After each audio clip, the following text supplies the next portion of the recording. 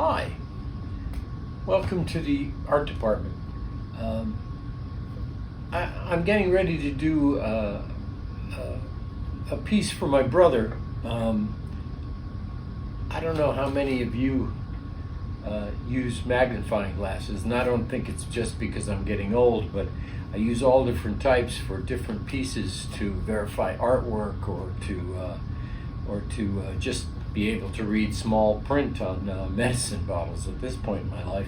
But my brother has a piece that I used to look for a lot in antique shops to make some display pieces, just to look in and magnify tiny objects. And I have a whole assortment of different magnifying glasses.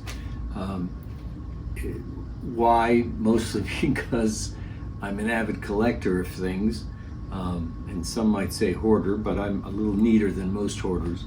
But I have quite a few. I have this one here that has a cowl on it, and it has a flashlight in it, so you can light up the area that you're looking at. That's handy. I have a couple of just regular ones with a higher power magnifier in the magnifying glass.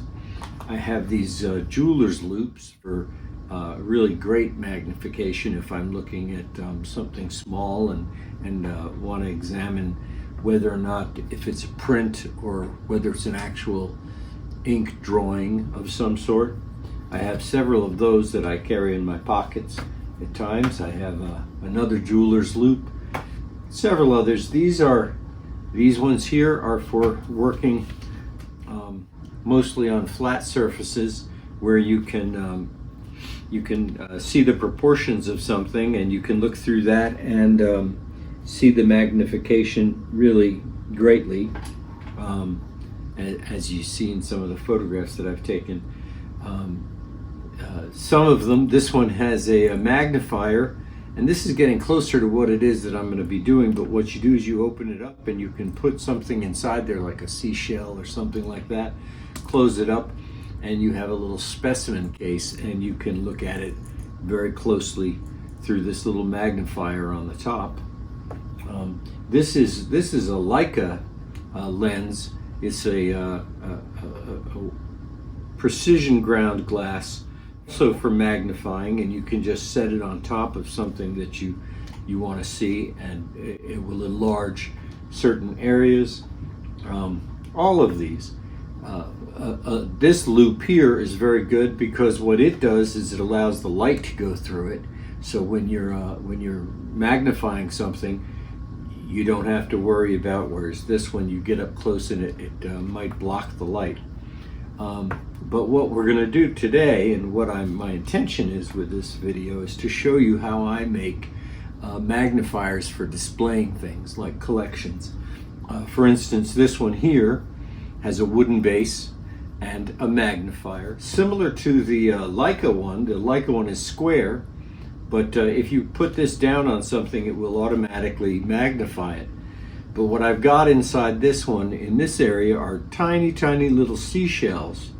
And when you put this here, it blows it up, so when you're looking at it, you see all the detail in the seashells. This is one, and this is another one that I made out of another magnifying lens. It's not flat on the bottom because it has to have some magnification, so it wouldn't just be flat, but and it doesn't magnify that much when you put it on that, but when you have a little recess and you have an item in there, I have a little piece of pyrite, and you put this over it, it makes the pyrite look really big, and you can see little details in it. That's the same thing as this one here and a couple of others that I've made for family members. So we're going to be working with this here. Let me bring you in for a close-up and show you some of these things. I'm not going to stay on this very long, but I wanted to show you how some of these work. This is a folding loop here, and it folds up so you can put it in a little leather case and carry it. But when you're ready to do some magnifying of something, you can just basically put it on top of the table and put whatever it is that you're wanting to look at underneath it. And this is a small version of it. This is a larger version, you can see, and so is this other one here, a larger version of the same thing, and magnifies through there. And then these are jeweler's loops, and you can buy these little ones for all different types of magnification. So the lens might be different for one to another, but you have to get fairly close to get it to work properly, and you get shadows from your head. So that's why I use that one that has the either the flashlight or this clear one that allows light to go inside while you're looking through the loop. This is the display one that I showed you. It's just a little plastic box and a plastic magnifier on the top of it there. These are really nice for little, if you wanted, just put a little seashell or an insect or something that you want to pick up and look at. But what we're doing today is we're going to do a display piece like this. And you see it's got a wooden base, and then when you look through it, you see these magnified views of seashells. And they're the seashells, and when you put this on it, it makes them much larger so you can see detail. So this is what we're intending to do today. What I used to do is I used to look for paperweights, and this here is a paperweight. You see it has a hollow space in the bottom, and what they would do is they would put a picture of something, maybe Yellowstone. You were souvenir paperweights to go on a desk, and then they would seal up the back of it, and the back would have the picture on it, and you can see from my hand how much of a magnification you would get if you had something, if you had this over a bowl and a piece of pyrite or something like that, you can see what it's doing. So my brother happened to have one of these in his display case at his house, and with nothing in it. So what we're going to do is I'm going to make a bowl that this is going to sit into, and I'm going to put a little lip on it so that it can't slide off, but that way he can put whatever he likes to collect, marbles. He could put anything he wants in here, and then be able to see it enlarged. So that's what I'm planning on working on in the shop. I've got a nice piece of mahogany here. I think it might be sapele. I'm not really sure yet. It's a little dirty, but we'll doesn't matter. We're going to turn it on the lathe. So the first thing I want to do is I want to set my outside calipers to the width of this.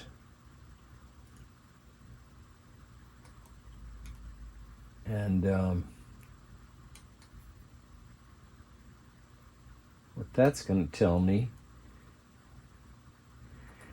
is that since I've taken that outside measurement, I can use this on the lathe, and that will tell me on the inside when I turn that opening on this the correct size that this will fit into. I can also use this to fit it in, but this will give me a nice rough distance to work off of.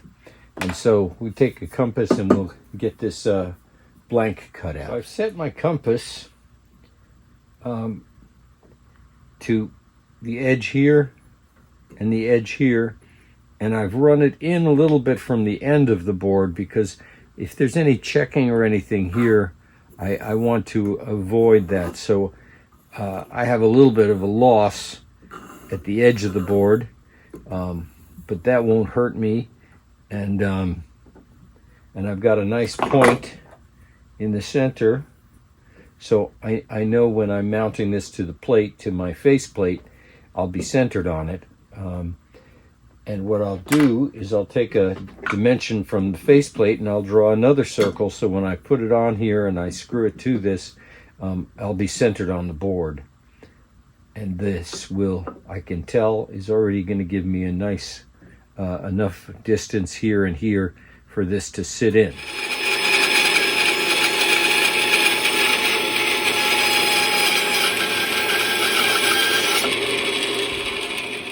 So I've cut out the outside circle. There's a little flat here. It doesn't matter because we'll turn it into a true circle when we're on the lathe. And what I did was, since I had the center, I measured the size of the faceplate, and I drew a circle a little bigger. I wanted a little bigger than the faceplate and still centered. So that way when the faceplate goes on, I can use that outside line to determine that I'm correct on the placement of this.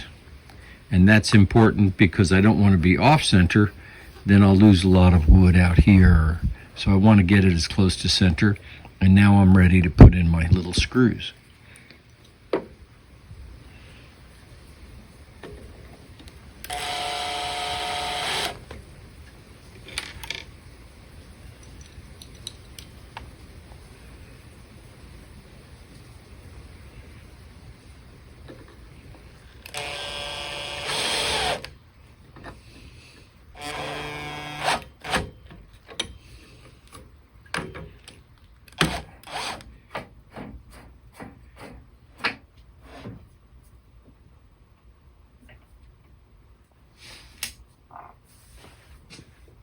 First thing I want to do is to get this good and flat. So I'm just going to take a scraper across there and just clean that up.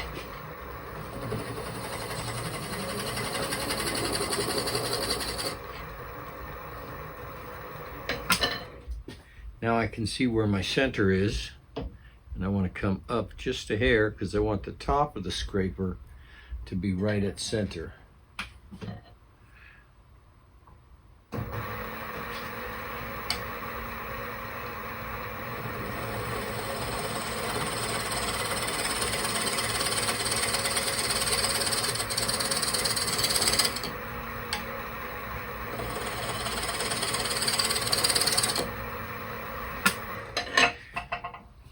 Okay, that's cleaned up enough.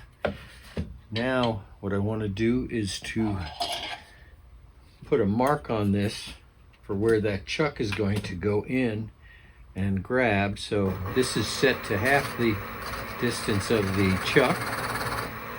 And now I have a circle there, and that's where I'll cut in for the chuck using my little dovetail shaped scraper. I'm just going to go in just inside that ring and cut in.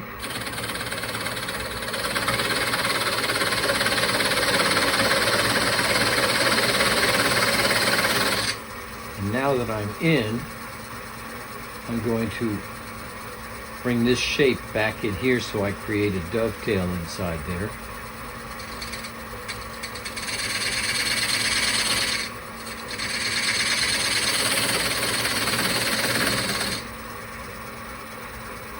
Now I'm going to relieve some of this here because it's just not necessary for what I'm doing.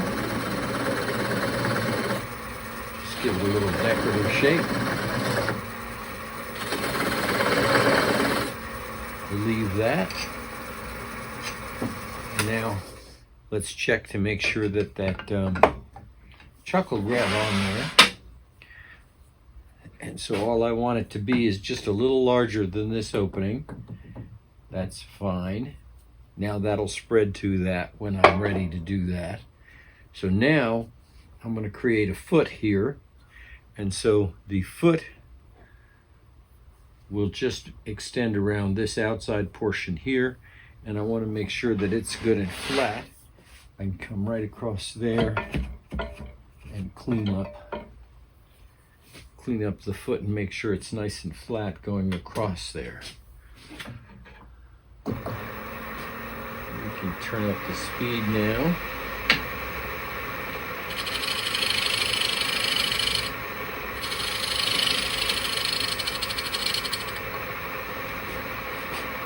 And now just to define the width of the foot, I'm going to come in here and take some of this out.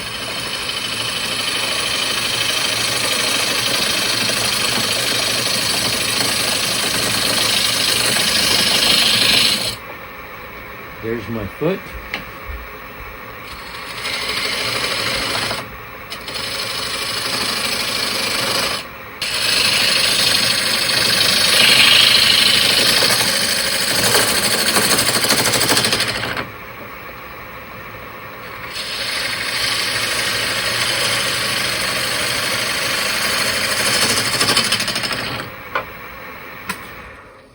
So now I've started shaping the bottom of the bowl coming up here. I haven't determined this shape yet, so I won't complete that. But now I want to check my foot and make sure that it is nice and flat, so when it sits on the table it won't rock. So the inside of my foot is just a hair in, and the outside of the foot is just a hair out, so that it's going to touch the table on the outside of that foot. And not the inside and the other, otherwise it would rock. So now we'll just clean up this little area inside here a little bit and make it look a little neater.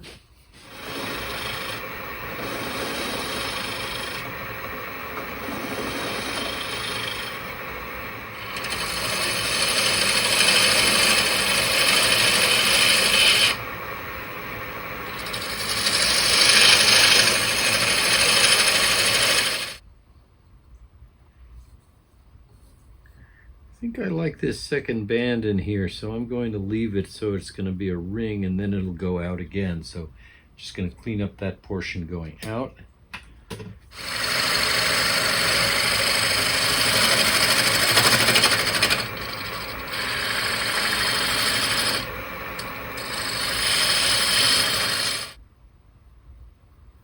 Yeah, that's pretty nice. I like that.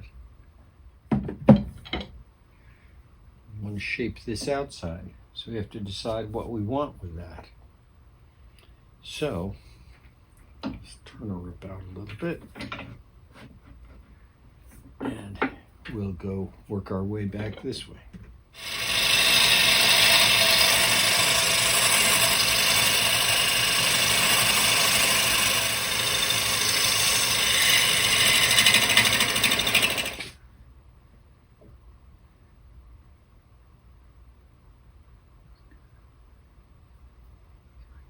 I'm going to round that straight up like that. Just bring that curve around, I think. So let's bring this around.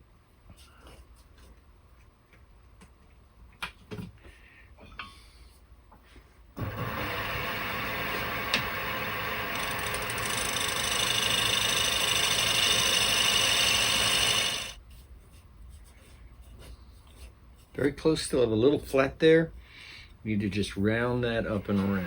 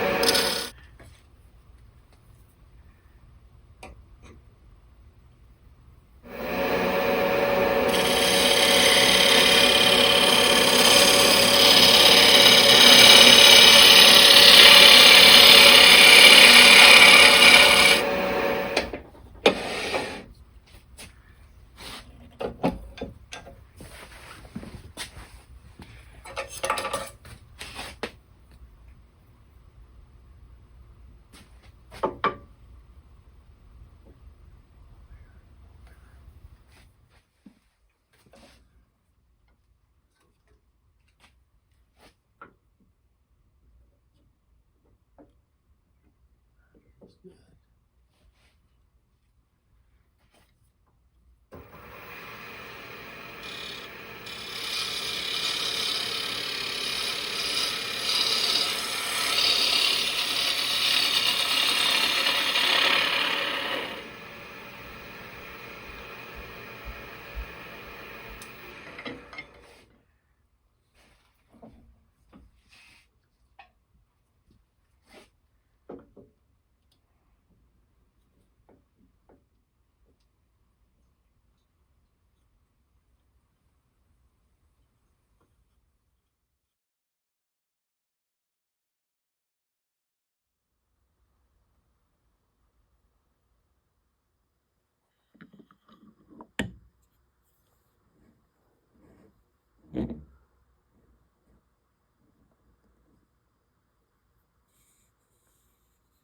So there you have it. Not a difficult project. Of course, you have to have a lathe, so that might hinder a few people. But what a great idea! Taking these old-fashioned paperweights, taking off the stuff on the back, and then turning a bowl that would take it to seat inside there, and you could put flowers, you could put seashells, marbles, whatever you like, and put it. It'll look nice on a desk or on a table, and whenever you look in there, it'll be larger than life. Anyway, I hope you enjoyed this project. I know the video was a little long, and I had to cut a lot out of the turning, otherwise it could have been an hour. But at any rate, hope you enjoyed it, and I hope you'll come back soon. And until then, take care of yourself and take care of your friends. Stay safe. Thanks for coming.